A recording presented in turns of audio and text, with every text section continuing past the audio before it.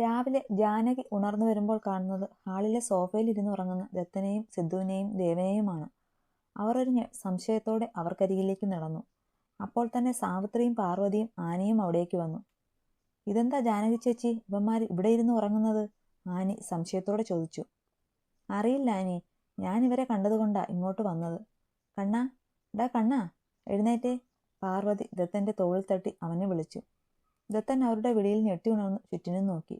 അപ്പോഴേക്കും ദേവനും സിദ്ധുവും ശബ്ദം കേട്ട് ഉണർന്നിരുന്നു. അവർ എല്ലാവരെയും ഒന്ന് നോക്കി. അവരിൽ നിന്ന് വരാൻ പോകുന്ന ചോദ്യങ്ങൾക്ക് എന്ത് മറുപടി കൊടുക്കണമെന്ന് അറിയാതെ മൂവരും പരസ്പരം നോക്കി. എന്താടാ, റൂമിൽ ആ വയ്യാത്ത കൊച്ചിനെയും ഒറ്റയ്ക്കാക്കി നീ ഇവിടെ വന്ന് ഇവന്മാരുടെ കൂടെ കിടക്കുന്നത്? ആനി അല്പം ദേഷ്യത്തിൽ ദത്തനോട് ചോദിച്ചു. അത് മമ്മി, അവൻ എന്തോ പറയാൻ തുടങ്ങിയതും പോക്കറ്റിൽ കിടന്ന് അവന്റെ ഫോൺ റിങ് ചെയ്യാൻ തുടങ്ങി.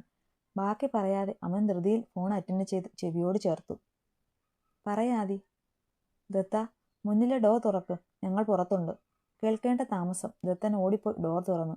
മുന്നിൽ ആദിയോടൊപ്പം നിൽക്കുന്ന ആഷിയെ കണ്ട് ദത്തൻ ആശ്വാസത്തോടെ ശ്വാസം വലിച്ചു വിട്ടു. പക്ഷേ അവന്റെ കണ്ണുകൾ സംശയത്താൽ ചുരുങ്ങി. അവൻ ആഷിയുടെ മുഖത്തേക്ക് സൂക്ഷിച്ചു നോക്കി. നെറ്റിയിൽ ഒരു ചെറിയ ബാൻഡേജ് ഉണ്ട്. അത് കണ്ടതും അവൻ ആഷിയെ മൊത്തത്തിലൊന്ന് നോക്കി. വലത് കൈത്തണ്ടയിലും ഒരു കെട്ടുണ്ട്. ദത്തൻ വേഗം ആഷിക്കടുത്തേക്ക് ഓടി. പിറകെ ദേവനും സിദ്ധുവും. ആഷി, എന്താ ഇതൊക്കെ? നീ എവിടേക്കാ പോയത്? എന്താ നിനക്ക് പറ്റിയത്? ദത്തൻ ആഷിയുടെ തോളിൽ പിടിച്ചുകൊണ്ട് ചോദിച്ചു. ആഷി ഒന്നും മിണ്ടാതെ അവനെ നോക്കി മൗനമായി നിന്നതേയുള്ളൂ.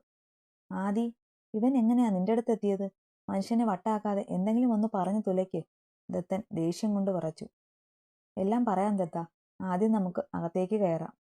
ആദി സൗമ്യമായി പറഞ്ഞുകൊണ്ട് ദത്തന്റെ കയ്യിൽ പിടിച്ച് അകത്തേക്ക് നടന്നു.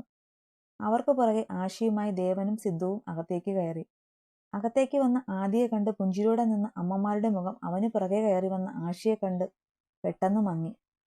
ആഷി, ഭയത്തോടെ വിളിച്ചുകൊണ്ട് അവർ ആഷിക്കരികിലേക്ക് ഓടി. 4 അമ്മമാരും കൂടി അവനെ പൊതിഞ്ഞു. എന്താ മോനെ ഇത്? നിനക്കെന്താ പറ്റിയത്? ഇതെന്താ ഈ മുറിവൊക്കെ? അവന്റെ നെറ്റിയിലും കയ്യിലും തൊട്ടു നോക്കിക്കൊണ്ട് ആനി പേടിയോടെ ചോദിച്ചു. ഒന്നുമില്ല മമ്മി, ഒരു ചെറിയ ആക്സിഡന്റ്. വണ്ടി ചെറുതായി ഒന്ന് മുട്ടി. എനിക്ക് കുഴപ്പമൊന്നുമില്ല. നിങ്ങളിങ്ങനെ കരയാതെ, ആഷി ദയനീയമായി എല്ലാവരോടും പറഞ്ഞു. ആദി, പറയ്, എന്താ ഉണ്ടായത്? ദത്തന്റെ സ്വരം കടുത്തു. കാർത്തിയാണ് ദത്ത, അത്രമാത്രം പറഞ്ഞ് ആദി തല കുനിച്ചു. ജാനകി ഒരു ഞെട്ടലോടെ അവനെ നോക്കി. അവരുടെ കണ്ണുകൾ നിറഞ്ഞു കവിഞ്ഞു. ഞാൻ ഇനിയും കാത്തു നിൽക്കണോ ആദി? എന്റെ കൺമുന്നിൽ അവൻ വന്നുപെട്ടാ പിന്നെ അവൻ ജീവനോടെ ബാക്കിയുണ്ടാകില്ല. ഞാനായി പോകണോ അതോ നീ പോകുന്നോ അവന് മുന്നിലേക്ക്? ദത്തന്റെ മുഖം വലിഞ്ഞു മുറുകി. അവന്റെ വെള്ളാരം കണ്ണുകളിൽ ചുവപ്പ് പടർന്നു. ജാനകി കരഞ്ഞുകൊണ്ട് അകത്തേക്ക് കയറിപ്പോയി. എല്ലാവരും അവനെ ദയനീയമായി നോക്കി. വേണ്ട ദത്ത, ഞാൻ പോകാം. ഇന്നത്തോടെ എല്ലാത്തിനും ഒരവസാനം ഉണ്ടാകണം. ഞാൻ കൊണ്ടുവരാം അവനെ നിന്റെ മുന്നിൽ. പിന്നീട് എന്തും നിനക്ക് തീരുമാനിക്കാം. പറയുന്നതിനോടൊപ്പം ദത്തന്റെ മറുപടിക്ക് പോലും കാത്തു നിൽക്കാതെ ആദി പുറത്തേക്ക് പാഞ്ഞു. കാർത്തി, വീടിനുള്ളിലേക്ക് കയറി ഒരലർച്ചയായിരുന്നു ആദി. ഓ, എത്തിയോ എന്റെ പുന്നാര ഏട്ടൻ? മുകളിൽ നിന്ന് സ്റ്റെപ്സ് ഇറങ്ങി താഴേക്ക് വന്നുകൊണ്ട് കാർത്തി ഒരു പുച്ഛത്തോടെ ചോദിച്ചു. ഈ വരവ് ഞാൻ കുറച്ചുകൂടി നേരത്തെ പ്രതീക്ഷിച്ചിരുന്നു. എന്താ, ചത്തോ അവൻ? അവനൊരു കളിയാക്കലോടെ ചോദിച്ചതും ആദി കൈ ഉയർത്തി അവന്റെ കവളിൽ ആഞ്ഞടിച്ചു. ആദിയുടെ അടികൊണ്ട് അവൻ നിലത്തേക്ക് വേച്ചു വീണു. അവന് അടികൊണ്ട കവൾ പറഞ്ഞു പോകും പോലെ തോന്നി. കവളിൽ കൈവച്ച് ഒരു പകപ്പോടെ അവൻ ആദിയെ നോക്കി. കണ്ണുകളിൽ ചുവപ്പ് പടർന്ന കൈയിലെയും മുഖത്തെയും ഞരമ്പുകൾ പിടച്ചു പൊന്തിയ നിലയിൽ ആകെ വല്ലാത്തൊരു ഭാവത്തിലായിരുന്നു ആദിയുടെ നിൽപ്പ്. അവന്റെ ആ രൂപം കണ്ട് കാർത്തിയുടെ കണ്ണുകൾ ഭയം നിറഞ്ഞു. അപ്പോഴേക്കും ആദി അവനെ ഷർട്ടിന്റെ കോളറിൽ പിടിച്ചു വലിച്ച് നിലത്തു നിന്ന് എഴുന്നേൽപ്പിച്ചു. തന്റെ കലിയടങ്ങുവോളം ആദി അവനെ തലങ്ങും വിലങ്ങും തള്ളി. എതിർക്കാൻ നോക്കിയെങ്കിലും കാർത്തിക്ക് അതിന് കഴിഞ്ഞില്ല. കാർത്തിയെ ആദി തല്ലുന്നത് കണ്ടുകൊണ്ടാണ് കീർത്തന അവിടേക്ക് ഓടി വരുന്നത്. ഏട്ടാ വേണ്ട, അവനെ തല്ലല്ലേ. ആദിയെ പിടിച്ചു മാറ്റാൻ നോക്കിക്കൊണ്ട് കീർത്തന പറഞ്ഞു. അടുത്ത നിമിഷം കാർത്തിയിൽ നിന്ന് പിടിവിട്ട് ആദി കീർത്തനയ്ക്ക് നേരെ തിരിഞ്ഞു. ആദിയുടെ കൂർപ്പിച്ചിട്ടുള്ള നോട്ടവും വന്യമായ ഭാവവും കണ്ട് കീർത്തി അറിയാതെ ഉമിനീർ ഇറക്കിപ്പോയി. ആദിയെ ഇതിനു മുമ്പ് ഇത്ര ദേഷ്യത്തിൽ അവർ രണ്ടുപേരും കണ്ടിരുന്നില്ല. കാർത്തിയും ആകെ പതറി നിൽക്കുവാണ്. എന്താടി, എന്നെക്കാൾ വളർന്നെന്ന് തോന്നുന്നുണ്ടോ നിനക്കൊക്കെ? അതോ ആരെയും വകവെക്കേണ്ടെന്ന് തീരുമാനിച്ചോ രണ്ടാളും? പറയടി പുല്ലേ. ചോദിക്കുന്നതിനോടൊപ്പം ആദിയുടെ കൈ കീർത്തിയുടെ മുടിയിൽ മുറുകി. ആ ഏട്ടാ വിട്, അവൾ വേദന കൊണ്ട് കുതറി. വാടി ഇവിടെ. അവളെ പിടിച്ചു വലിച്ചുകൊണ്ട് തന്നെ അവൻ പുറത്തേക്കിറങ്ങി. കാറിന്റെ ബാക്ക് ഡോർ തുറന്ന് അവൻ അവളെ അകത്തേക്ക് തള്ളി. കീർത്തി ഭയത്തോടെ അവനെ നോക്കി. ഇതിൽ നിന്ന് പുറത്തിറങ്ങിയാൽ, അവളോട് പറഞ്ഞുകൊണ്ട് അവൻ വീടിനകത്തേക്ക് കയറി. വാ. കാർത്തിയുടെ കയ്യിൽ പിടിച്ചുകൊണ്ട് അവൻ മുന്നോട്ട് നടന്നു. കയറ്. കാറിനരികിലെത്തി അവൻ കോൺ ഡ്രൈവിംഗ് സീറ്റിന്റെ ഡോർ തുറന്ന് അകത്തേക്ക് കണ്ണു കാണിച്ചു. ഞാൻ എങ്ങോട്ടുമില്ല. ആരുടെ അടുത്തേക്ക് കൊണ്ടുപോകുന്നത്? ദത്തന് മുന്നിലേക്കാണോ? നടക്കില്ല ഏട്ടാ. ഇവിടെ ഇട്ട് എന്നെ തല്ലിക്കൊന്നാലും വരില്ല ഞാൻ അവന് മുന്നിലേക്ക്, കാർത്തി വാശിയോടെ പറഞ്ഞു. ബഹുമാനത്തോടെ സംസാരിക്കുക കാർത്തി. എന്നെപ്പോലെ നിന്റെ ഏട്ടൻ തന്നെയാ അവനും. പിന്നെ ഇപ്പോൾ ഞാൻ നിങ്ങളെ അവിടേക്ക് കൊണ്ടുപോകുന്നത് നിന്നെയൊക്കെ ഇനിയും ജീവനോടെ കാണാനുള്ള കൊതി കൊണ്ടാ. ഏട്ടനായി പോയില്ലേ? കൺമുന്നിൽ കിടന്ന് പിടഞ്ഞ് തീരുന്നത് കാണാൻ വയ്യ. ഇനി അതും കൂടി താങ്ങാനുള്ള ശേഷിയില്ല എനിക്ക്. കയറടാ. കാർത്തി പിടിച്ച് അകത്തേക്ക് തള്ളിക്കൊണ്ട് ആദി വേഗം പോയി വണ്ടിയെടുത്തു. ദത്തന്റെ വീടിന് മുന്നിൽ എത്തുമ്പോൾ ഇനി എന്ത് സംഭവിക്കാമെന്ന് ആദിക്ക് ഒരു ഊഹവും ഉണ്ടായിരുന്നില്ല. ഇറങ്ങ്. പുറത്തേക്ക് ഇറങ്ങി നിന്നുകൊണ്ട് ആദി കാർത്തിയോടും കീർത്തനയോടുമായി പറഞ്ഞു. ബാക്ക് ഡോർ തുറന്ന് കീർത്തന പതിയെ പുറത്തേക്കിറങ്ങി. കാർത്തി അപ്പോഴും ഇറങ്ങാതെ കാറിനുള്ളിൽ തന്നെ ഇരുന്നു. ഇങ്ങോട്ട് ഇറങ്ങടാ. ഡോർ തുറന്ന് അവന്റെ ഷർട്ടിൽ പിടിച്ചു വലിച്ച് പുറത്തേക്ക് ഇറക്കിക്കൊണ്ട് ആദി അലറി.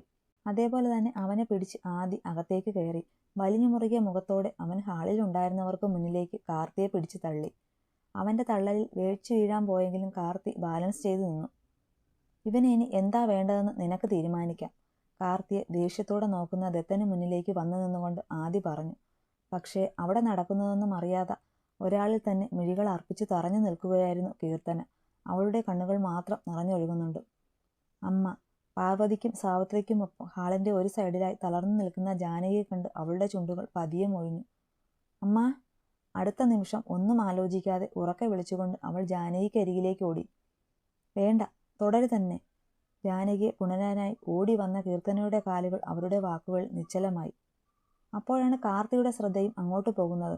അവിടുത്തെ കാഴ്ച കണ്ട് അവനൊന്ന് അനങ്ങാൻ പോലും കഴിയാതെ തറഞ്ഞു നിന്നുപോയി. അവന്റെ കണ്ണുകളിൽ നിന്ന് കണ്ണുനീർ തുള്ളികൾ കവിൾത്തടത്തെ നനയിച്ചുകൊണ്ട് ഒഴുകിയിറങ്ങി. അവൻ അതേ ഞെട്ടലോടെ തന്നെ ആദിയെ നോക്കി. പലതവണ പറഞ്ഞതല്ലേ നിന്നോട് ഞാൻ നമ്മുടെ അമ്മ മരിച്ചിട്ടില്ലെന്ന്. എന്നിട്ടും അത് കേൾക്കാതെ നീ എന്തൊക്കെയാ ചെയ്തു കൂട്ടിയത്? നമ്മുടെ അമ്മയെ ഒരു പോറൽ പോലും ഏൽക്കാതെ ഇത്രയും നാൾ സംരക്ഷിച്ച ഇവനെ കൊല്ലാൻ വരെ നീ ആളെ വിട്ടില്ലേ? പാവം, ഒന്നും അറിയാത്ത ഇവളാ അതിൽ പെട്ടുപോയത്. സോഫയിലിരിക്കുന്ന ധന്യയെ ചൂണ്ടിക്കാട്ടി ആദി അടങ്ങാത്ത ദേഷ്യത്തോടെ കാർത്തിക്ക് നേരെ ചീറി. എന്നിട്ട് നിനക്ക് മതിയായില്ല. ഇപ്പൊ ദാ അവൻ കൂടപ്പറപ്പിനെ പോലെ സ്നേഹിക്കുന്നവനെ കൊല്ലാൻ നോക്കിയിരിക്കുന്നു. ഇത്രയൊക്കെ ചെയ്തിട്ടും ഞാൻ എങ്ങനെ പറയും ഇവനോട് നീ ചെയ്ത തെറ്റുകൾ പൊറുക്കാൻ, നിന്നോട് ക്ഷമിക്കാൻ? ഞാൻ എങ്ങനെ പറയും കാർത്തി ഇവനോട്? അത്രയും പറഞ്ഞപ്പോഴേക്കും ആദി കിതച്ചു പോയിരുന്നു. എല്ലാവരും ആദിയെ അരിവോടെ നോക്കി. ഏട്ടാ ഞാൻ. മിണ്ടരുത് നീ. ഇവരുടെ ഒന്നും മുന്നിൽ നിൽക്കാനുള്ള അർഹത പോലുമില്ല നിനക്ക്. അമ്മ ജീവനോടെ ഉണ്ടെന്ന സത്യം നിന്നെയും ഇവളെയും അറിയിക്കണമായിരുന്നു എനിക്ക്. അതുകൊണ്ട് മാത്രമാ ഇങ്ങോട്ട് കൊണ്ടുവന്നത്. ഇനി എങ്ങോട്ടാണെന്ന് വെച്ച പൊയ്ക്കോ രണ്ടാളും. എന്തോ പറയാൻ തുടങ്ങിയ കാർത്തിയെ അത് പറയാൻ അനുവദിക്കാതെ അത്രയും പറഞ്ഞുകൊണ്ട് ആദി കാർത്തികയിൽ നിന്ന് മുഖം തിരിച്ചു. ജാനകിയുടെ മുന്നിൽ നിന്ന് മുഖം പൊത്തി പൊട്ടിക്കരയുകയാണ് കീർത്തന. കാർത്തിക്ക് ആകെ തളർന്ന അവസ്ഥയിൽ നിന്നുപോയി. ആരുടെയും മുഖത്ത് നോക്കാൻ പോലും കഴിയാതെ അവൻ ഉരുകി. ഇനിയും അവിടെ നിൽക്കാൻ കഴിയില്ലെന്ന് തോന്നിയപ്പോൾ അവൻ ജാനകിയെ ഒരിക്കൽ കൂടി തലയുയർത്തി നോക്കിയ ശേഷം പുറത്തേക്കുള്ള വാതിൽ ലക്ഷ്യമാക്കി നടന്നു. കണ്ണുകളിൽ നിന്ന് അപ്പോഴും കണ്ണുനീർ ഒലിച്ചിറങ്ങി അവന്റെ കാഴ്ച മറയുന്നുണ്ടായിരുന്നു. നിൽക്ക്. പോകാനിറങ്ങിയ കാർത്തിയെ ദത്തൻ പിറകിൽ നിന്ന് വിളിച്ചു. ദത്തന്റെ വിളിയിൽ കാർത്തിയുടെ കാലുകൾ പിടിച്ചു കെട്ടിയതുപോലെ നിന്നു. അവൻ തിരിഞ്ഞു നോക്കാതെ അങ്ങനെ തന്നെ നിന്നുകൊണ്ട് കണ്ണുകൾ അമർത്തി തുടച്ചു. കാർത്തി. ദത്തൻ അവനെ വീണ്ടും വിളിച്ചു. ഇത്തവണ അവൻ തല ഉയർത്താതെ തന്നെ ദത്തന് നേരെ തിരിഞ്ഞു നിന്നു.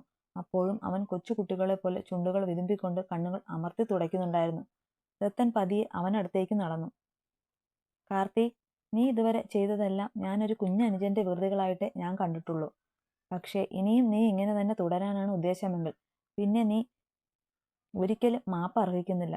നിനക്ക് ഞങ്ങളിൽ ഒരാളായി ഇവിടെ നിൽക്കാൻ കഴിയുമെങ്കിൽ നിൽക്കാം. ഞങ്ങൾക്കെന്നും നീ ഞങ്ങളുടെ അനുജൻ തന്നെയാണ്. അതല്ല, ഇപ്പോൾ ഉള്ളതുപോലെ തുടരാനാണ് തീരുമാനമെങ്കിൽ അങ്ങനെ. ഇനി എന്തും നിനക്ക് തീരുമാനിക്കാം. ദത്തൻ പറഞ്ഞു കഴിഞ്ഞതും ഒരു പൊട്ടിക്കരച്ചിലോടെ കാർത്തി അവനെ വരിഞ്ഞു മുറുക്കി. ദത്തന്റെ നെഞ്ചിൽ ഒതുങ്ങിക്കൂടി അവൻ വിങ്ങി വിങ്ങി കരഞ്ഞു. ആ കാഴ്ച എല്ലാവരുടെയും കണ്ണു നിറയിച്ചു. ദത്തന്റെ വലതുകരം കാർത്തിയുടെ തലയിൽ തഴുകിക്കൊണ്ടിരുന്നു. ഒപ്പം അവനെ ചേർത്തു പിടിക്കുകയും ചെയ്തു. സോറി ഏട്ടാ, ഞാൻ അറിഞ്ഞില്ല ഒന്നും. അമ്മയെ കാണാതായപ്പോൾ ഏട്ടൻ അമ്മയെ അപകടപ്പെടുത്തി എന്ന് വിശ്വസിച്ചു പോയി. എന്നോട് ക്ഷമിക്ക്. ഞാനിനി ഏട്ടനെ വിട്ട് എങ്ങോട്ടും പോവില്ല. എനിക്ക് എല്ലാവരും വേണം. കൊച്ചു കുഞ്ഞിനെ പോലെ ദത്തന്റെ നെഞ്ചിൽ തലവച്ച് നിന്നുകൊണ്ട് കാർത്തി വിതുമ്പലോടെ പറഞ്ഞു. അവന്റെ വിതുമ്പലോടെയുള്ള സംസാരം കേട്ട് ഒരേ സമയം എല്ലാവർക്കും വിഷമവും അതേസമയം ചിരിയും വന്നു. ഡാ മതി കെഞ്ചിയത്. ഓരോന്ന് ഒപ്പിച്ച് വെച്ചിട്ട് അവൻ നിന്ന് മൂക്ക് ചീറ്റുന്നത് കണ്ടില്ലേ? സിദ്ധു കാർത്തിയെ കളിയാക്കി. ദത്തന്റെ നെഞ്ചിൽ നിന്ന് തല അല്പം ഉയർത്തി അവൻ സിദ്ധുവിനെ നോക്കി ചുണ്ടു കൂർപ്പിച്ചു. പിന്നെ വീണ്ടും അതുപോലെ തന്നെ കിടന്നുകൊണ്ട് അവൻ ദത്തനെ മുറുകെ പിടിച്ചു. അത് കണ്ട് എല്ലാവരും ചിരിച്ചുപോയി. എല്ലാം കണ്ട് ഇപ്പോഴും കണ്ണീർ വാർക്കുകയാണ് കീർത്തന. എല്ലാവരുടെയും സന്തോഷനിലയിൽ തന്നെ എല്ലാവരും മറന്നുവെന്ന് തോന്നി അവൾക്ക്. അവൾ കണ്ണുകൾ മുറുകെ അടച്ചുകൊണ്ട് ഒന്ന് തേങ്ങി. അടുത്ത നിമിഷം തന്നെ ആരോ ചേർത്ത് പിടിക്കുന്നതും തലയിൽ തഴുകുന്നതും അവൾ അറിഞ്ഞു. ഒരു ഞെട്ടലോടെ അവൾ കണ്ണുകൾ വലിച്ചു തുറന്നു. തന്നെ ചേർത്ത് പിടിച്ചിരിക്കുന്ന ആഷിയെ കണ്ട് അവൾ ഞെട്ടിപ്പോയി. യമിയെയും നിവിയെയും ധനുയെയും പോലെ എൻ്റെ കുഞ്ഞു പെങ്ങൾ തന്നെയാണ് നീയും. നിനക്ക് എന്നോട് ഒരു ഇഷ്ടമുണ്ടെന്ന് എനിക്കറിയാം. അത് വേണ്ട മോളെ. നിന്നെ അനിയത്തിയായി കാണാനേ ഈ ഇച്ഛായന് കഴിയും. എന്നെ സഹോദരനായി കാണാൻ നിനക്കും കഴിയും. കീർത്തന അവൻ്റെ മുഖത്തേക്ക് തന്നെ നോക്കി പ്രതികരണമില്ലാതെ നിന്നു. അവളുടെ കണ്ണുകൾ മാത്രം അപ്പോഴും പെയ്തുകൊണ്ടിരുന്നു. അവളുടെ നിൽപ്പ് കണ്ട് അനുവിനും വിഷമം തോന്നുന്നുണ്ടായിരുന്നു. താൻ കാരണമാണോ കീർത്തനയ്ക്ക് ആഷിയുടെ പ്രണയം നിഷേധിക്കപ്പെട്ടതെന്ന് അവൾ ഒരു നിമിഷം ചിന്തിച്ചുപോയി. നിമിഷങ്ങൾ കഴിയുമ്പോൾ കീർത്തന തൻ്റെ കണ്ണുകൾ അമർത്തി തുടച്ചുകൊണ്ട് ആഷിയെ നോക്കി പുഞ്ചിരിച്ചു. എനിക്ക് മനസ്സിലാകും ഇച്ചായ. ഞാൻ ഇച്ചായനെ പ്രണയിച്ചിരുന്നു. പക്ഷേ ഇപ്പോൾ അതില്ല. ഞാൻ എൻ്റെ തെറ്റ് മനസ്സിലാക്കുന്നു. ഇച്ചായനെ മനസ്സിൽ പോലും ആഗ്രഹിക്കാനുള്ള അർഹത എനിക്കില്ല. അത്രയും വലിയ തെറ്റുകൾ ചെയ്തിട്ടുണ്ട് ഞാൻ നിങ്ങളോടൊക്കെ. ഒരു നിമിഷത്തെ തെറ്റിദ്ധാരണയിൽ ഞാൻ നിങ്ങൾക്കുണ്ടാക്കിയ നഷ്ടങ്ങൾ വളരെ വലുതാണ്. നിങ്ങൾ അറിഞ്ഞും അറിയാതെയും കമ്പനിയിൽ ഒരുപാട് തിരിമറികൾ നടത്തിയിട്ടുണ്ട് ഞാൻ. നിങ്ങളെ തകർക്കാൻ പലതും ചെയ്തു കൂട്ടി. അതിനുള്ള ശിക്ഷയായി എൻ്റെ മനസ്സിൽ തോന്നിയ ഒരു ചെറിയ ഇഷ്ടം ഞാൻ അവിടെ തന്നെ കുഴിച്ചു മൂടിക്കൊള്ളാം. കീർത്തന പതിയെ പുഞ്ചിരിക്കാൻ ശ്രമിച്ചു. അവളുടെ സംസാരത്തിൽ എല്ലാവർക്കും വേദന തോന്നിയെങ്കിലും പിന്നീട് എല്ലാവരും അവൾ പറഞ്ഞത് ശരിയാണെന്ന് കരുതി. കാർത്തിയും കീർത്തനയും ജാനകിക്ക് അരികിലേക്ക് ചെന്നു. മതിവരുവോളം അവളെ പുണരുകയും ഉമ്മ കൊണ്ട് മൂടുകയും ചെയ്തു. ജാനകി നന്ദിയോടെ ദത്തനെ നോക്കി. അവനൊരു പുഞ്ചിരിയോടെ അവരെ കണ്ണു ചിമ്മി കാണിച്ചു.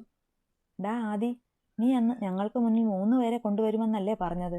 ഇതിപ്പോൾ 2 ആയുള്ളൂ. ഒരാൾ ആരാ? ദേവൻ ആദിയുടെ മടിയിൽ തലവെച്ച് കിടന്നുകൊണ്ട് ഫോണിൽ കുത്തുന്നതിനിടയിൽ ചോദിച്ചു. അതൊക്കെ ഉണ്ട് മോനെ, സർപ്രൈസാ. അതെന്താ ഏട്ടാ, ഞങ്ങളറിയാത്ത ഒരു സർപ്രൈസ്? വല്ല ഉടായിപ്പുമാണോ? ആദി പറഞ്ഞു തീർന്നതും കാർത്തി ഇടയ്ക്ക് കയറി അവനെ ചൊറിഞ്ഞു. ആ ചെക്ക, നാളെ തൊട്ട് മര്യാദയ്ക്ക് പഠിക്കാൻ പൊയ്ക്കോ നീ. ഇല്ലെങ്കിൽ പണ്ടത്തെ പോലെ വല്ല ഹോസ്റ്റലിലും കൊണ്ട് നിർത്തിക്കളയും ഞാൻ. പിന്നെ മാസത്തിൽ ഒരിക്കലേ നിനക്ക് എല്ലാവരെയും കാണാൻ പറ്റൂ. അത് വേണ്ടെങ്കിൽ മിണ്ടാതെ ഒരു മൂലയ്ക്കിരുന്നു. ആദി അവനെ നോക്കി പല്ല് കടിച്ചു. ആദി പറഞ്ഞത് കേട്ട് എല്ലാവരും പൊട്ടിച്ചിരിച്ചു. വിട്ടേക്കടാ, അവൻ കുഞ്ഞല്ലേ. ദത്തൻ കാർത്തിയുടെ തലയിൽ തഴുകിക്കൊണ്ട് വാത്സല്യത്തോടെ പറഞ്ഞു. ഓ പിന്നെ, ഒരു കുഞ്ഞ്. ദേ ദത്തേട്ടാ, അവനും ഞങ്ങളും ഒരേ പ്രായമാ. അവൻ കുഞ്ഞാണെങ്കിൽ ഞങ്ങളും കുഞ്ഞാ. ദത്തന്റെ സംസാരം കേട്ട് കുശുമ്പ് കുത്തിക്കൊണ്ട് അനുവും യമിയും ചിണുങ്ങി. തന്നെ ഇതെല്ലാം കണ്ട് ദത്തന്റെ തോളിൽ ചാഞ്ഞിരുന്നുകൊണ്ട് ചിരിച്ചു. ഹാളിലെ സോഫകളിലും നിലത്തുമായി ഒത്തുകൂടിയിരിക്കുകയാണ് എല്ലാവരും. അമ്മമാർ എല്ലാവരും കിച്ചണിൽ നല്ല തിരക്കിലാണ്. മക്കളെല്ലാം ഉള്ളതല്ലേ, അപ്പോൾ അവർക്ക് വേണ്ടുന്നതെല്ലാം ഉണ്ടാക്കി കൊടുക്കാനുള്ള ഉത്സാഹത്തിലാണ് അവർ. കീർത്തനയും കാർത്തിക്കും ഇപ്പോൾ എല്ലാവരുമായി നന്നായി അടുത്തു. അവർ സംസാരിച്ചിരിക്കുമ്പോഴാണ് വരുൺ അവിടേക്ക് വരുന്നത്. ആഹാ, എല്ലാ തല്ലിപ്പൊളികളും ഉണ്ടല്ലോ. എന്താടാ എല്ലാം കൂടി ഒരു ഗൂഢാലോചന? വന്നു കയറിയപ്പോൾ തന്നെ ഹാളിലെ എല്ലാത്തിൻ്റെയും ഇരിപ്പ് കണ്ട് വരുൺ കണ്ണു ചുരുക്കിക്കൊണ്ട് ചോദിച്ചു. ഇയാളെ എങ്ങനെ തട്ടാമെന്ന് ആലോചിക്കുകയായിരുന്നു. പക്ഷേ ഒരു ഐഡിയ കിട്ടുന്നില്ല അല്ലേ ഏട്ടൻസ്? കാർത്തിക് വരുണിനെ നോക്കി ഒന്ന് ആക്കിക്കൊണ്ട് എല്ലാവരെയും ഒന്ന് കറങ്ങി നോക്കിക്കൊണ്ട് ചോദിച്ചു. ഇവനെ ആരാ വീട്ടിൽ കയറ്റിയത്? ബഹുമാനമില്ലാത്ത തെണ്ടി. ഡാ ആദി, നിനക്ക് എങ്ങനെയാണ്ടാ ഇങ്ങനെ ഒരു തലതിരിഞ്ഞ അനിയനുണ്ടായത്? കാർത്തിയെ നോക്കി പുച്ഛിച്ചുകൊണ്ട് വരുൺ അവനെ ദത്തന്റെ അടുത്തു നിന്നും തള്ളി മാറ്റി അതിൻ്റെ ഇടയിൽ കയറിയിരുന്നു. ഇയാളെ ഇന്ന് ഞാൻ ഇങ്ങോട്ട് മാറടാ ദുരന്തമ്മേ. വരുണിന്റെ കയ്യിൽ പിടിച്ച് ദത്തന്റെ അടുത്തു നിന്നും മാറ്റാൻ നോക്കിക്കൊണ്ട് കാർത്തി ചിണുങ്ങി. ഡേ എന്തോന്നതേ? നീ ഞങ്ങളെക്കാൾ കച്ചറയാണല്ലോ. ഇവിടെ എങ്ങാനും വന്നിരിക്കടാ. യമി അവന്റെ കോപ്രായം കണ്ട് തലയിൽ കൈവച്ചുകൊണ്ട് പറഞ്ഞു. വന്നതും നിന്നതും എല്ലാം കണക്കാണല്ലോ എൻ്റെ കർത്താവേ. ആഷി അറിയാതെ നെഞ്ചത്ത് കൈവച്ചു പറഞ്ഞു പോയി. അവരുടെ സന്തോഷകരമായ നിമിഷങ്ങൾ നിറകണ്ണാലെ വീക്ഷിക്കുകയായിരുന്നു ദത്തൻ. അവനെ മാത്രം ശ്രദ്ധിച്ചുകൊണ്ട് അവന്റെ തൊട്ടരികിലിരുന്ന ധന്യ അവന്റെ കണ്ണിലെ നനവ് വേഗം മനസ്സിലാക്കി. അവൾ പതിയെ അവന്റെ നെഞ്ചിലേക്ക് ചാഞ്ഞു. ദത്തന്റെ ഒരു കൈ അവളെ ഭദ്രമായി ചേർത്ത് പിടിച്ചു. ഈ സമയമത്രയും എല്ലാവർക്കുമൊപ്പം മതിമറന്നു ചിരിക്കുന്ന കീർത്തിയിലായിരുന്നു വരുണിന്റെ കണ്ണുകൾ. പഴയ ദേഷ്യമോ അഹങ്കാരമോ ഒന്നും ഇപ്പോൾ അവളിലില്ല. അവളുടെ ചിരിക്കുന്ന മുഖം മാത്രം വരുൺ തന്റെ ഹൃദയത്തിൽ പതിപ്പിച്ചു. അവന്റെ ചുണ്ടിൻ കോണിലും ഒരു പുഞ്ചിരി വിരിഞ്ഞു.